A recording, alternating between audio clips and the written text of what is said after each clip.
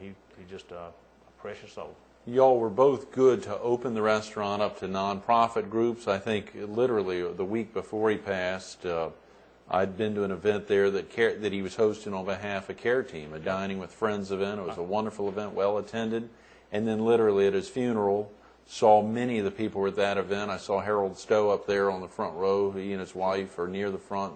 That were at that event. A lot of folks from Care Team that he cared a heck of a lot about and really made a difference. But also groups up and down the Strand who would get up $25 off or $50 off or gift certificates to the restaurant. Of course, I never knew about you said you're a very silent partner. I'd always seen you and Marty on all those TV spots on Fox and PDE and BTW, everyone.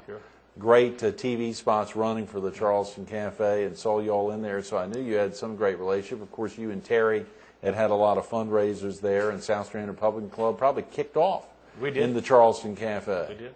Really kicked off upstairs there in the Charleston Café. Oh yeah, and Dave was he enjoyed politics. He had helped with campaigns back in Philadelphia, where he was from. Right, of course, was instrumental. Democrat and Republican. Right. But he just enjoyed politics, and he was always a good to run things by. I know with my campaign, he proofread everything for me. Great. But he was very good at that. He had an eye for detail, and just knew how to make things just a little better. He'll be missed. We look forward to what I'm saying, having some folks come back through and be with us again, because we're going to continue the name and continue the excellent service he always provided. Yes. He just when we had I guess it was a couple of weeks ago on Monday night, we opened the doors for a few folks to come in and kind of a little dry run to get everybody in tune, and we got several reservations. I think one of 12 and another one for 5 or 6. And Great.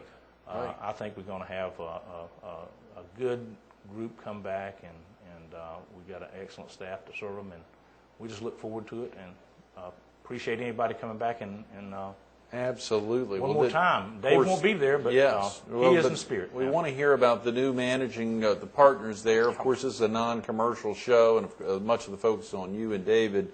But at the same time, let's hear a little bit about I think you said a couple. Yeah, it's a couple that lives in Indigo Creek, Kathy Locker and Kathy. Kathy, and so she's going to be our host there, and she just got a wonderful personality, very opening and warm and welcoming personality, and I think she's going to be a great asset and run the business there. And so we just look forward to having people come back in, and it's just been just a wonderful experience, like I said, with Dave, and I think we're going to still have some great times there, and just invite anybody to come back by. Yes, very definitely. We got about 5 minutes, Nelson, as you think about for you to see Surfside Beach grow. District 106 give viewers a sense of the House district that you serve and represent the residents of. Where does the district begin and end? Surfside Beach is a part of it. Essentially, 544, and if you extend 544 to the ocean there, the Ocean Lakes Campground, come down Dick Pond Road to Big Block Road is, I think, the second or third traffic light out. Goes over to 701 and then goes over to Waterway, crosses over to Bucksville and Bucksport, goes down 701 to the Georgetown County line and back to Morrill's Inlet, and then back up to Ocean Lakes Campground. Do you serve any of Georgetown County? None. It's all in O-Rig. All in O-Rig. From 544 over South, to Bucks. basically. Right. That's tremendous. It is, and it's a very fast-growing area. And wow, what a great district, Nelson, to be able to represent, since you know this area so well. Sure. And its residents. 26 years we lived down here. Is that right? Yes. Albeit you are an Horry County native, tried and true. That's right. Other than your tenure there in Clemson, Yeah. both for your undergraduate and master's, and then maybe a little time outside of the area. Otherwise, you've been down here the whole time. I worked for DHEC in Columbia for a little while, and then I worked with Grand Strand, and came down to work with Deerfield Plantation when they were kind of finishing up the last phase of development there. I think I saw in reading about you this morning, Nelson, that you're the oldest of 4, and that your father was one of 9 and your mother one of 13. Is that correct? That is correct. And that you have how many cousins? 64. Is it still 64 That's first cousins? Yeah. That's crazy. And they range from age of my mother to age of my children. That is amazing, Nelson. And it's remarkable. I probably could name 55 of them right now. But I bet you could name all 64. You just don't want to admit it. Yeah. But anyway, Yeah. and that's just a little part of Right. growing up in Old Rick in the South. We enjoy getting together over meals. Did you grow up on a tobacco farm? Yes, we did. So when you finally moved down to Surfside, was Surfside at all, was there any farming going on down here? I mean, when you moved down here, I've heard stories about Glens Bay Road being a lot of trees, not 25 years ago when you moved down. I mean, is this part of the county at all conducive to farming, or was it always that side of the waterway? No, there's a lot of farming happened down here, out in the Burgess area, especially Socastee. When I came to work with Grand Strand, going into Watson's Riverside, I remember going in to make an inspection in Watson's Riverside, and Larry Ricks was plowing the field to set tobacco for his grandfather, Watson Smith, on the road going in there. But you could see cornfields and tobacco fields all over the Socastee area. Right. When I came down to work with Grand Strand and started putting the water and sewer lines. But Yeah. most of them are gone now. Most of them are gone now. Mm-hmm. Ultimately, development has occurred on most of that area, I suspect. Mm-hmm.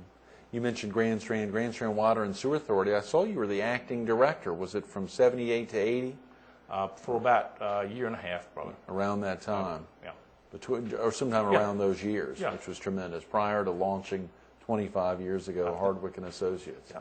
In the late 70s, I came to Surfside in September of 1980.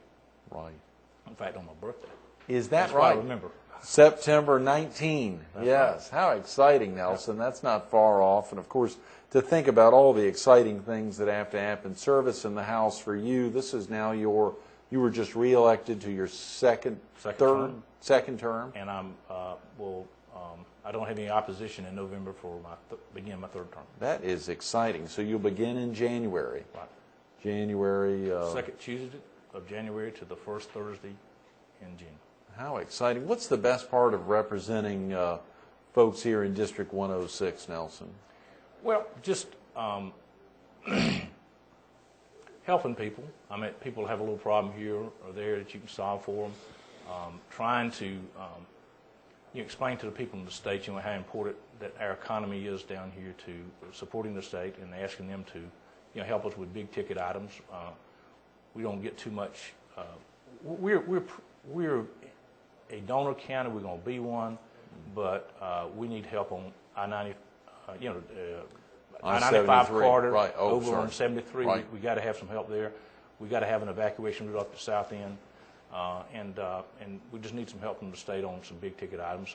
Help us with tourism promotions like they've been doing. Right. And that's what we kind of strive for. But from time to time, folks will have a problem with the government here or there, or trying to figure out how to get services. And it's just a joy to help people. Is I-73 going to happen? Yes, sir. It is going to happen? It is going to happen. That is exciting. It's so dependent on so many other states. You think about Sault Ste. Marie, Michigan. I mean, you've got all these states that are involved.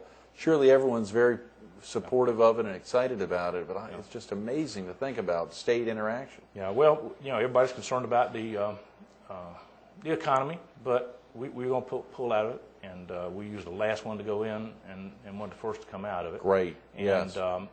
But that's on the agenda. It's going to happen, and the evacuation route for the south end, we're going to announce within a week or so the route for that. And that is exciting. That's a big deal. It is, very much. That is a big deal. That's one of the reasons they sent me up there, to make sure that we kept that on the front burner, and I-73, and I hope as soon as we get that underway, we can also do the evacuation route to tie in. It can oftentimes be difficult to be a representative or a state senator, because ultimately you're up there representing the entire state. Right. You're represented by folks here in a district, but you've got to think about residents all over the state. Sure.